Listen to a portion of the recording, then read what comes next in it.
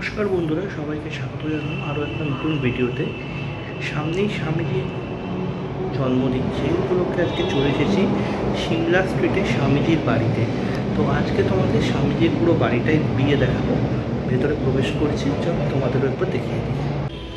যে জায়গাটায় এই মুহূর্তে দাঁড়িয়ে আছি, এই জায়গাটাই স্বামীজির জন্মস্থান এবং স্বামীজির বাড়ি এখানটায় আদি বাড়ি ছিল ভগ্নপ্রায় অবস্থায়। পরে রামকৃষ্ণ মিশন এই জায়গাটাকে অধিগ্রহণ করে এবং স্বামীজির বাড়িটাকে সংস্করণ করেন।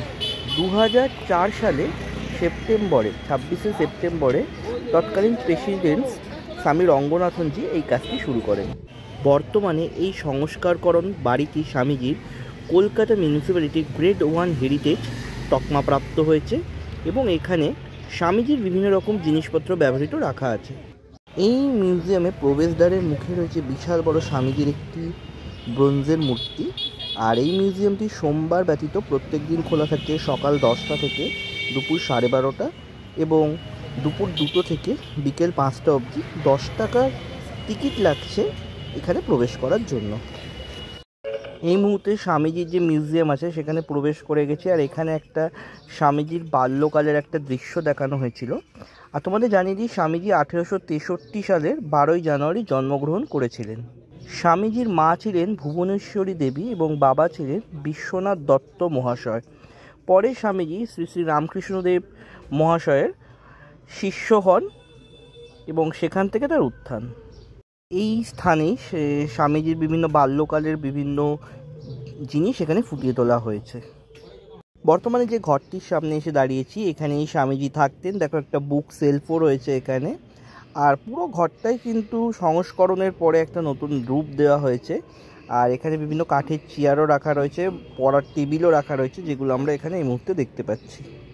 স্বামী বিবেকানন্দ যে পরবর্তীকালে যুগ পরিবর্তনের নায়ক হবেন সেটা শ্রী শ্রী ঠাকুর রামকৃষ্ণদেব জানতে পেরেছিলেন। তাই তাকে একবার মায়ের কাছে মানে মা ভবতারিণীর কাছে পাঠিয়েছিলেন সাহায্যের জন্য। কিন্তু স্বামী বিবেকানন্দ সেখানে গিয়ে মায়ের কাছে জ্ঞান, শক্তি, ভক্তি এইসবই চেয়েছিলেন। সেখানে কিন্তু স্বামীজি অর্থের কোনো চাহিদা করেন নাই। এখানে একটা দত্ত পরিবারের ফ্যামিলি লিস্ট আছে, সেটাও তুলে ধরলাম। বর্তমানে স্বামীজির বাড়ির যে বারান্দা আছে সেই জায়গাটায় দাঁড়িয়ে আছে। আর এখান থেকে পুরো বাড়ির ভিউটা খুব সুন্দরভাবে দেখা যাচ্ছিল, তাই একটা ভিউটা নিলাম। অসাধারণ, যে সংস্করণের পরে যে রূপ দেওয়া হয়েছে অসাধারণ দেখতে লাগছে। আমি তাই তোমাদের সাথে এই লুকটা একবার শেয়ার করে নিলাম। দেখো কি দারুণ লাগছে। এখানে একটা স্বামীজির মূর্তিও রাখা রয়েছে, মানে ছবি যেটাকে বলে, খুব সুন্দরভাবে সাজিয়ে রাখা হয়েছে। সেটাও দর্শন করলাম এবং তোমাদের একবার দর্শন করিয়ে দিলাম। অপূর্ব লাগছে দেখতে। এই মুহূর্তে স্বামীজির যে ফটো গ্যালারি আছে সেখানে আমি প্রবেশ করে গেছি। আর স্বামীজির অনেক রকমের ছবি আমি এখানে দেখতে পাচ্ছি এবং প্রত্যেকটা ছবি কিন্তু অসাধারণ অসাধারণ।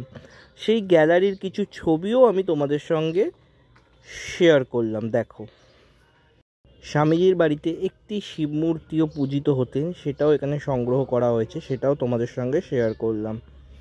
তোমাদের জানিয়ে দিই তোমরা এখানে আসবে কি করে। এটা অবস্থান করছে, তোমরা যদি গিরিশ পার্ক মেট্রোতে নামো, 2 নম্বর গেট থেকে বেরিয়ে জাস্ট সিমলা স্ট্রিট বললেই, একটুখানি এগিয়ে আসলেই তোমরা এটা পেয়ে যাবে। হাওড়া বা শিয়ালদা থেকে যদি তোমরা আসো, শিয়ালদা থেকে তোমরা মানিকতলাগামী কোনো বাসে উঠে বলবে সিমলা স্ট্রিটে নামবো, তাহলে তোমাদের সুবিধা হবে এখানে আসতে। এবং এখানে এলেই তোমরা এই মিউজিয়ামটা দেখতে পাবে।